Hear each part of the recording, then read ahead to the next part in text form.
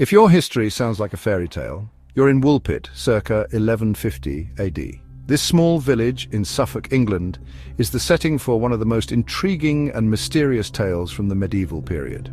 Imagine a serene countryside where life is simple and the days are marked by the rhythm of nature. But in this tranquil setting, something extraordinary happened. Two green-skinned kids appear out of nowhere. Intrigued? Let's dive in. These children, with their unusual appearance, sparked curiosity and fear among the villagers.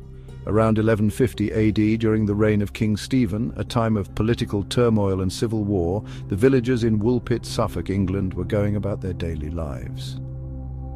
It was in this rural village that the extraordinary event took place.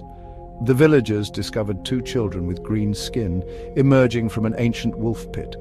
The children, a boy and a girl, were found near the wolf pits that gave the village its name. Their skin was green and they spoke an unknown language. Emerging from an ancient wolf pit, the children were a sight to behold. Their appearance and behavior were unlike anything the villagers had ever seen. The kids spoke an unknown language which added to the mystery. They wore clothing like nothing anyone had seen before, further deepening the enigma. Their attire was strange and unfamiliar, making the villagers wonder where these children had come from. They refused all food except raw broad beans at first. The children were initially reluctant to eat anything offered to them, except for raw broad beans. This peculiar diet only added to their mystique. Over time, their skin tone normalized, and the girl, possibly named Agnes, learned English. She began to share their story, revealing more about their mysterious origins. Agnes, as she came to be known, adapted to her new environment. She learned the language and started to communicate with the villagers, shedding light on their past. She revealed they came from a place called St. Martin's Land, a world of perpetual twilight where everything was green. This revelation was both fascinating and baffling, a world bathed in twilight where the landscape was green and the sun never fully rose. It sounded like a place out of a dream or a fairy tale. They heard loud bells before finding themselves in Woolpit.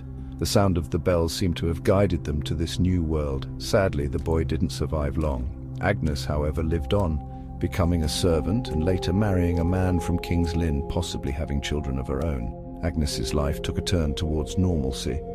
She integrated into society, working as a servant and eventually marrying.